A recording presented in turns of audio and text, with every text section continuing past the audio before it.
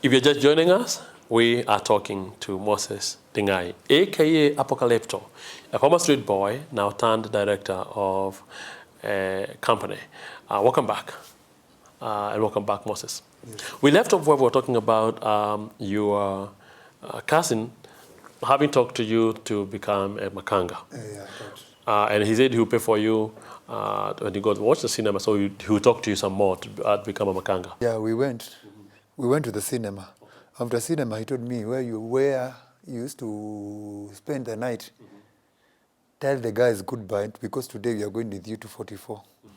And I see the life he is living. And then he told me you are a champion. And sometimes, champions, they never quit. Why should you quit and when you are champions? The following day, Monday, he told me that we are going to wake very early in the morning. You will be in the matatu that I'm working with. So I stayed with him in one matatu. First of all, I didn't went as a worker.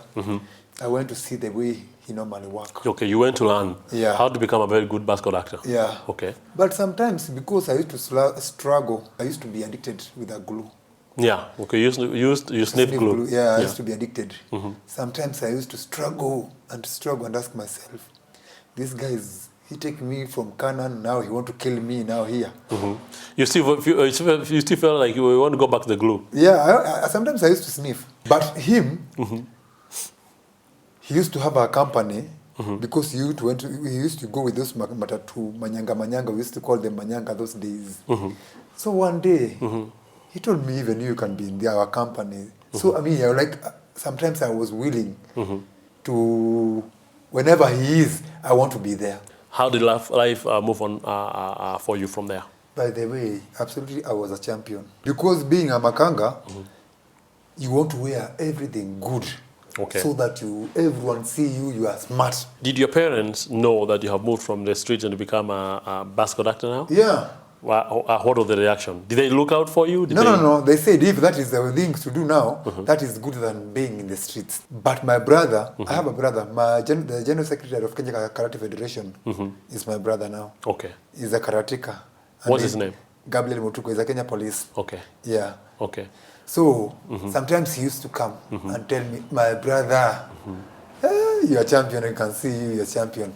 Then rumors spread from 44 up to where we're coming from, up to 45. So those people, even those children who used to see me like I'm not worthy to be who I am, now they start seeing another face of me. How did life continue for you from there? Okay, from there, there's another lady by the name of Wanjiro.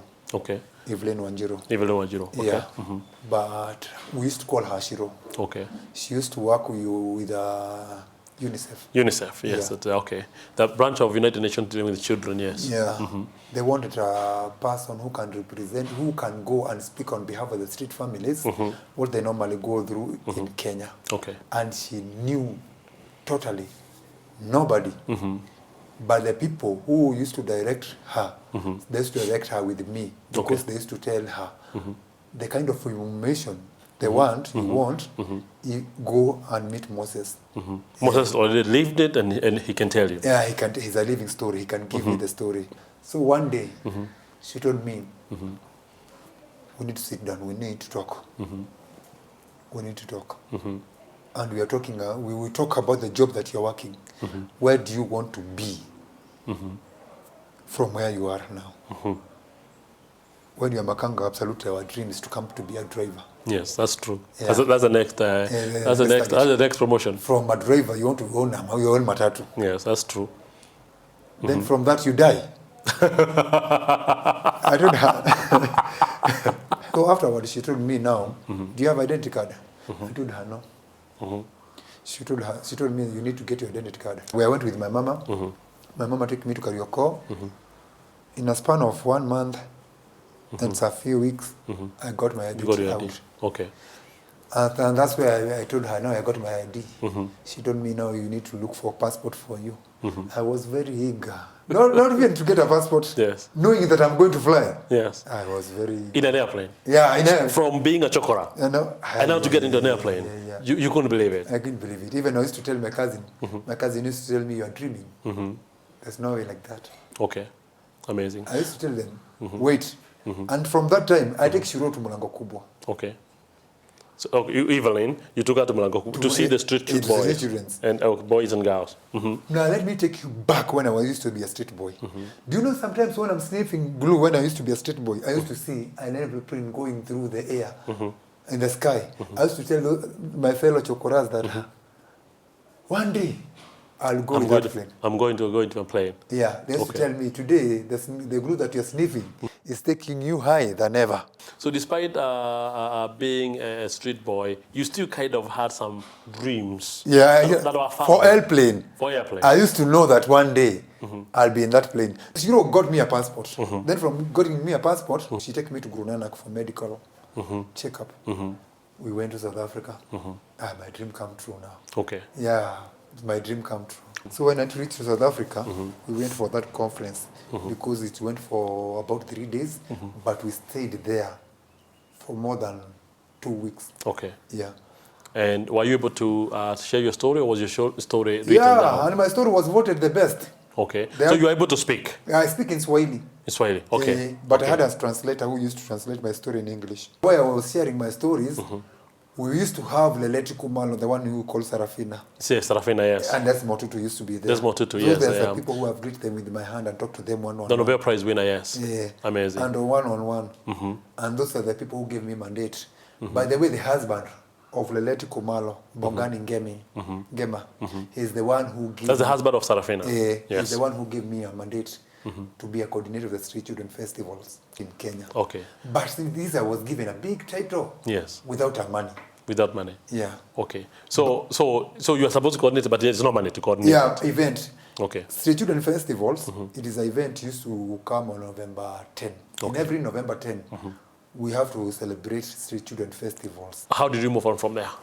So when I was in South Africa, we made a lot of connection. Okay. I made a very strong network with other partners from from the different countries because the same problem was in the ground. It's the same problem. When I go on the ground, I used to get. So that's why we came up with a suggestion. Why don't we register our own organization? So if I go outside and mobilize maybe something, it can be used through my organization where we can be accountability, where we can be monitoring. Yes, what's happening? What's happening on the ground. That's what we did. Okay, and that's where the Metro Kenya Youth and Children's Operation was born. Was born. Okay, now what does the organization do? Our organization is much dealing with the children. With children. Absolutely. We normally Pacific deal with the street family. Okay. Strictly. The street families. Okay. Yeah. What are some of the things you do for the street children, street family? For now, because of the lack of funds, what we normally do much is advocacy. Okay, advocacy. Yeah. Okay, for their rights? Yeah, for their rights. Okay. Yeah, even now, we are the ones who have advocacy. As Metro Kenya, we are the ones who have advocacy this year for street families to be given identity card because the problem is there. And that's why the ID card... Yeah, that's where we came up and see. Because ID card is going to help them long term. Yeah. They can even move from being street children and get employment. Yeah, even there's some who want to be a drivers. There are some who want to be have to border borders. There are some who want to have M-Pesa transaction. There are some who have money but they cannot be able to access NIHF. Yes, true. So there are many things. So the ID card is the single most important thing the government did. Through your assistance. Yeah, absolutely. If I'm supporting government for this time, I'll support government for the giving identity cards. The name Apocalypto, where did it come from? The name Apocalypto, yes. I was given in Russia. Apocalypto means undiscover. Ah, okay. Or undisclosed. Okay. So me, when we used to be in conference, I used to be there backbench, but I used to keep quiet. Okay. Because sometimes English used to changa me. I don't want to talk much. Yes. I don't want to talk much. Okay. You came from being a good boy in the home, then to a chokra, and then to an internationally recognized advocate for the street families. Yeah. Has Moses been lucky to love to find a wife, to have a girlfriend, to have, or why is Moses in that? Because maybe there are people watching and they say, oh, this guy is a chokora safi, so now he's a good guy, and they'll be interested. What I say, nakula kwa macho. I have many children, by the way. You have many children? I have 7 children. Okay. With a different mother. Okay. I used to be that kind of celebrity. Okay. Na waina wa kuwekelewa. I'd like you to face this camera.